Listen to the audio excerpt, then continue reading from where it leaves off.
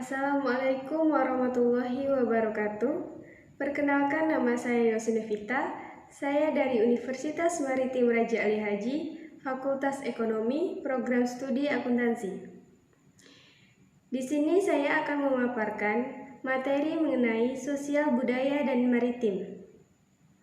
Untuk menyelesaikan tugas mata kuliah saya dari pengantar ilmu dan teknologi kemaritiman dengan dosen pengampu Bapak Wiwin Kusuma Atmaja Putra.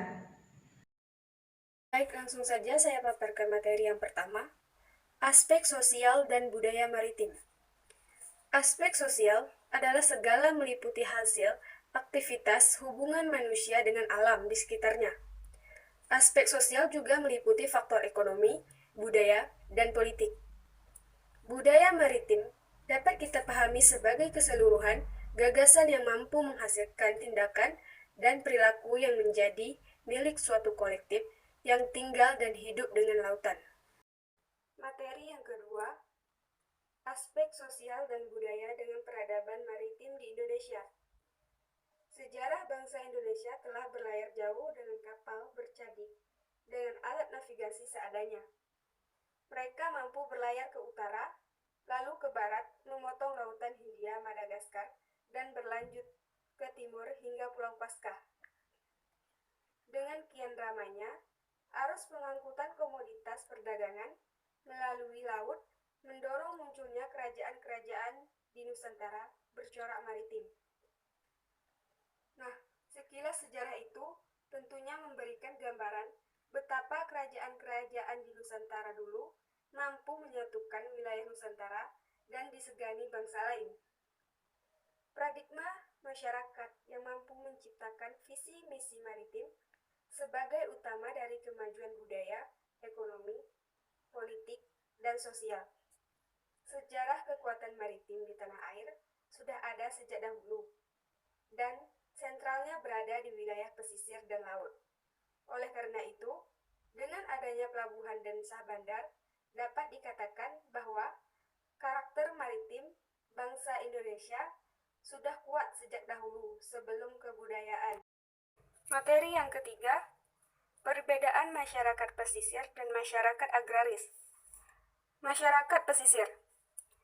Masyarakat pesisir merupakan sekumpulan masyarakat yang hidup bersama-sama, mendiami wilayah pesisir, membentuk dan memiliki kebudayaan yang khas, yang dengan ketergantungannya pada pemanfaatan sumber daya pesisir. Yang secara teoritas merupakan masyarakat yang tinggal dan melakukan aktivasi sosial, ekonomi yang terkait dengan sumber daya pesisir dan lautan. Dan sebagaimana yang kita ketahui, karakteristik masyarakat pesisir yaitu masyarakat pesisir pada umumnya sebagian besar penduduknya bermata pencaharian di sektor pemanfaatan sumber. Adapun masyarakat agraris adalah masyarakat menggantungkan hidupnya secara ekonomi dan pemenuhan kebutuhannya pada bidang pertanian.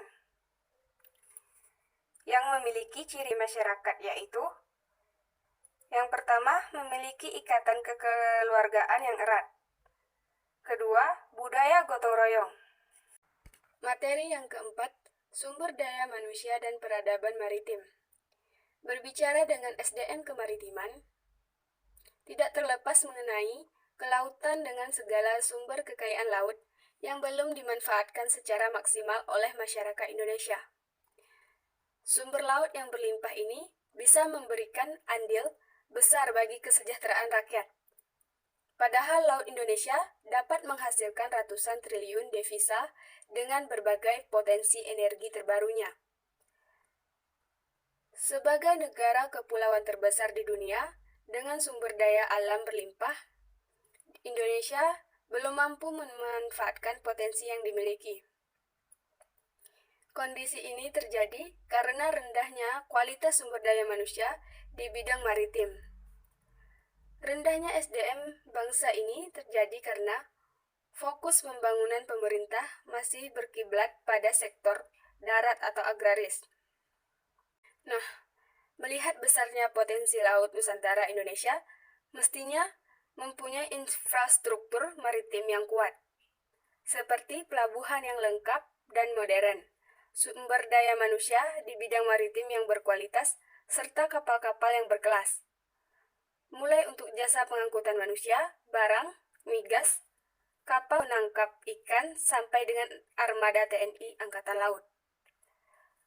Apabila hal ini dikelola dengan baik, potensi kelautan Indonesia diperkirakan dapat memperkuat pertumbuhan ekonomi Indonesia di bidang kemaritiman. Materi yang kelima, mengetahui aspek budaya masyarakat pesisir. Masyarakat pesisir merupakan daerah pertemuan antara darat dan laut. Ke arah darat meliputi bagian baik kering maupun terendam air, yang masih dipengaruhi sifat-sifat laut seperti pasang surut, angin laut, dan perembesan air asin. Secara teoritas, masyarakat pesisir didefinisikan sebagai masyarakat yang tinggal dan melakukan aktivitas sosial ekonomi yang terkait dengan sumber daya wilayah, pesisir, dan lautan. Secara sempit, masyarakat pesisir memiliki ketergantungan yang cukup tinggi dengan potensi dan kondisi sumber daya pesisir dan lautan. Dan secara luas, masyarakat pesisir dapat didefinisikan sebagai masyarakat yang tinggal secara spesial di wilayah pesisir tanpa mempertimbangkan apakah mereka memiliki aktivitas sosial ekonomi yang terkait dengan potensi dan kondisi sumber daya pesisir dan lautan. Materi yang keenam, potensi sosial budaya maritim yang ada di Indonesia. Berikut adalah contoh dari ekonomi maritim.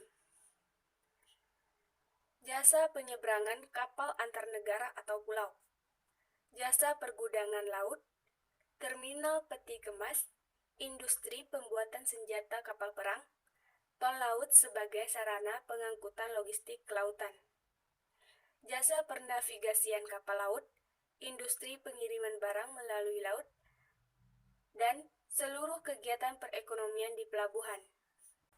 Dan yang terakhir, saya akan menunjukkan gambar bagaimana siklus bagan pengembangan budaya maritim. Sekian pemaparan materi dari saya. Semoga bermanfaat dan bisa dipahami. Jika ada salah kata, saya mohon maaf karena saya baru tahap belajar juga. Akhir kata, Assalamualaikum warahmatullahi wabarakatuh.